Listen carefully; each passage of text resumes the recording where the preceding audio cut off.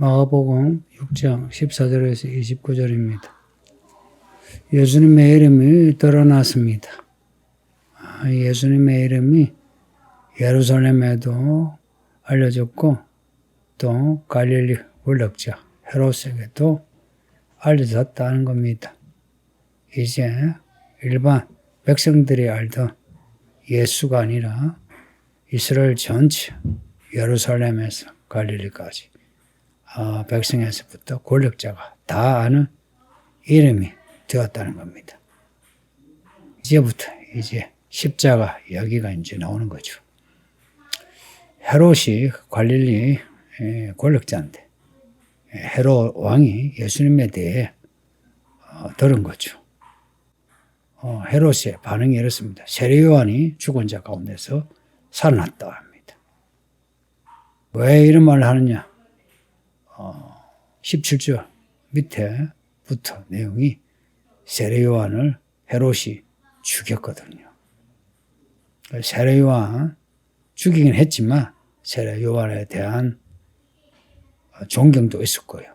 두려움이 있을 거예요. 그리고 자신의 권력, 자신의 욕망을 지키기 위함도 있고요. 하여간 헤롯은 복잡한 사람입니다. 네, 이런 헤롯이 예수님의 소문을 듣고는 세례 요한을 떠올린 겁니다. 세례 요한이 살아났다. 이 세례 요한 트라우마가 있는 거죠. 근데 사실 세례 요한이 병 고치고 귀신을 추방했다.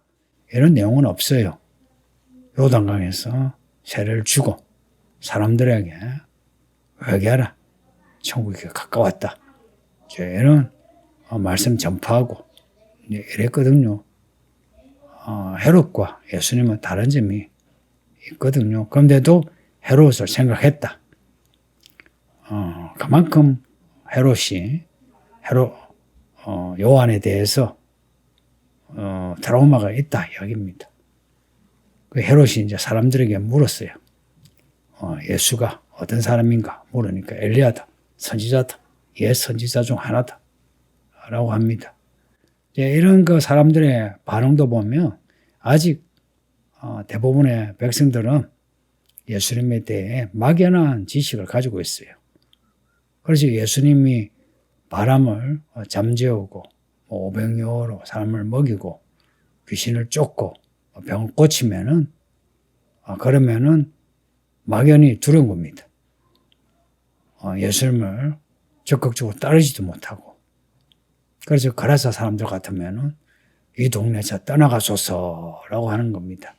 또 갈릴리 사람들은 예수님을 에워싸면서 쫓아다니면서도 예수님을 제대로 믿지 못하고 있고요.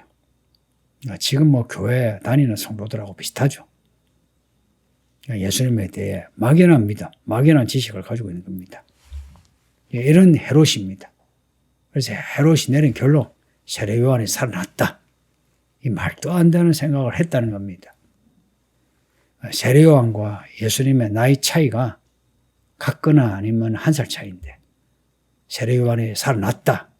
이런 생각을 하는 거 보면 이 헤롯의 정신이 정상은 아니죠. 권력자들은 권력을 잡으면 권력을 지키기 위해서 생각이 정상이 아니라 하는데 그때나 지금이나 똑같은 것 같습니다. 헤롯이 요한을 죽였거든요. 그 죽이는 이야기가 17절에서 29절에 나옵니다. 어쩌면 오늘 이 본문은 세례 요한의 그 마지막을 기록하기 위해서 이 본문을 둔 것 같아요. 헤롯이 자기 동생 빌립의 아내 헤로디아와 결혼합니다. 동생의 아내와 결혼합니다. 동생도 왕이에요. 분봉왕이에요. 그런데 그 동생의 아내와 결혼합니다. 헤로디아는 또한 남편의 형과 결혼합니다. 이 둘 다 제정상이 아니에요. 둘 다 정치적으로 결탁해가지고 서로 불륜한 겁니다. 불륜. 요한이 이런 헤롯의 불륜을 비판해요. 그러니 헤롯도 듣기 불편하고 그리고 헤로디아도 불편해요. 근데 요한이 이 비판을 가는 곳마다 하니까 온 이스라엘에 퍼진 겁니다. 해서 헤롯이 요한을 붙잡습니다. 그리고 감옥에 가두어요. 그렇다고 해서 세례 요한에 대해서 완전히 미워하고 불신해서 그러냐? 그건 또 아니에요. 세례 요한에 대해서 한편으로는 불편하면서 한편으로는 참 하나님의 사람이네, 선지자네 라고 생각하고 있어요. 이게 20절에 나와요. 그리고 백성들도 똑같아요. 요한을 선지자로 여겨요. 그러면서 요한이 하는 말은 불편해요. 여러분 어떤가요? 이런 요한 같은 사람을, 만일 제가 이런 요한 같은 사람으로 이런 메시지를 전한다 하면 여러분이 편하게 듣겠습니까? 그때나 지금이나 있는 자, 가진 자는 불편해해요. 그래서 어찌하든지 처리하려고 하죠. 21절에 마침 좋은 날이 왔답니다. 헤롯이 자기 생일에 대신들과 천부장들과 갈릴리의 귀인들을 초대했답니다. 갈릴리 분봉왕입니다. 분봉왕이라는 것은 예수님 때에 헤롯이 있어요. 그 헤롯과 같은 이게 헤롯이 아니고요. 이 아들입니다. 그 헤롯이, 그 예수님 태어나실 때 헤롯은 헤롯 대왕이에요. 그 헤롯 대왕 후에 이제 나라를 쪼갠 겁니다. 해서 분봉, 나누어서 봉화했다 해서 분봉왕입니다. 이제 헤롯이 자기 생일에 이 유력자들을 이제 초대해서 자기의 권력을 과시하는 겁니다. 이 잔치에 헤로디아의 딸, 빌립의 딸이에요. 헤롯을 위해 춤을 춰서 분위기를 살립니다. 이 딸도 미쳤죠. 불륜의 그 새아버지 생일을 축하하기 위해서 춤을 췄다는 겁니다. 이 정상이 아닌 집안이에요. 이 헤롯이 딸에게 하는 말이 무엇을 원하냐? 너가 원하는 것은 내가 다 주마. 나라의 절반이라도 주마. 라고 맹세합니다. 이 맹세도 미쳤죠. 24절에 헤로디아의 딸이 헤로디아에게 묻습니다. 어머니, 무엇을 구하면 좋겠습니까? 라고 물었어요. 그랬더니 그 헤로디아가 딸에게 하는 말이 세례 요한의 머리를 구하라고 가르쳐 줍니다. 그리고 헤로디아의 딸이 급하게 왕에게 가서 세례 요한의 머리를 원합니다. 라고 한 겁니다. 이걸 보면 헤로디아나 헤로디아의 딸이나 이 모녀간에 똑같이 악하고 잔인한 겁니다.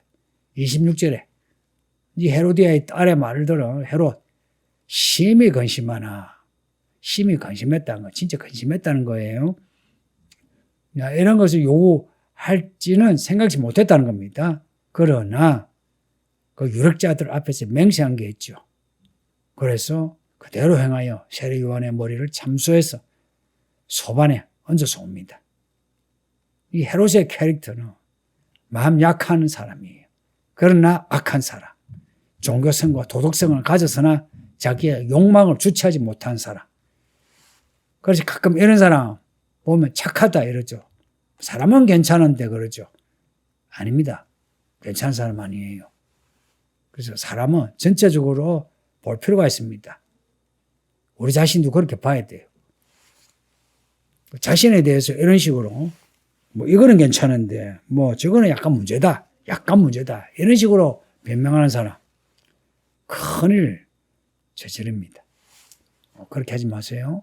오늘 이 본문은 세례 요한의 최후를 설명하기 위한 본문이라 했어요. 세례 요한이 이렇게 죽어 갔는데도 그리고 이렇게 목이 잘라 죽었음에도 예수님은 간섭하지 않으십니다. 오죽했으면 세례 요한이 자기 제자들을 보내가지고 오실 그 메시아가 당신이 맞습니까? 라고 물었어요. 앞에 마태복음에서. 예수님은 그에 대해서 그렇다 이게 아니고 야 가서 전하라. 내가 하는 말, 내가 한 일 그걸 요한에게 말해주라 합니다. 세례 요한이 그걸 듣고 어떤 반응을 보였는지 모르겠어요. 그러다가 이제 목이 잘려 죽은 겁니다. 순교한 거예요. 예수님은 하나님의 경륜에 따라서 행동하신 겁니다. 그래서 세례 요한이 이렇게 목이 잘려 순교하는 거 예수님은 아셨고 받아들이신 거예요. 그러기에 예수님 자신의 십자가 죽음 또한 그대로 받아들이시는 겁니다. 또한 우리도 우리를 향한 하나님의 이야기를 그대로 받아들이는 겁니다. 그러네 성도님들, 우리에게 주어진 하나님의 이야기를 두려워하지 맙시다. 다시 오실 예수님. 아마 이제는 더 많은 사람들이, 교회 밖의 사람들도 종말을 말하게 될 거예요. 그러면은 세상은 예수를, 우리가 믿는 예수님을 말하긴 해도 성경에 예수를 말한 게 아니고 그들의 방식대로 예수를 말해요. 그리고 그들의 방식대로 종말에 대처해요. 결국은 그들이 가지고 있는 욕망 그대로 사는 겁니다. 그러나 우리는 예수님이 다시 오신다 할 때 예수님이 누구신가 알고서 예수님의 신부로 단장하는 그런 성도 되시기를 바랍니다. 세례 요한이 목이 잘려 죽듯이 이 마지막 때 우리도 짐승의 때에 목이 잘려 죽을 수 있다 가능성을 생각하고 이 모든 것을 받아들이시는 성도들이 되시길 바랍니다. 아버지 하나님 감사합니다. 오늘도 마가복음을 읽게 하시니 감사합니다.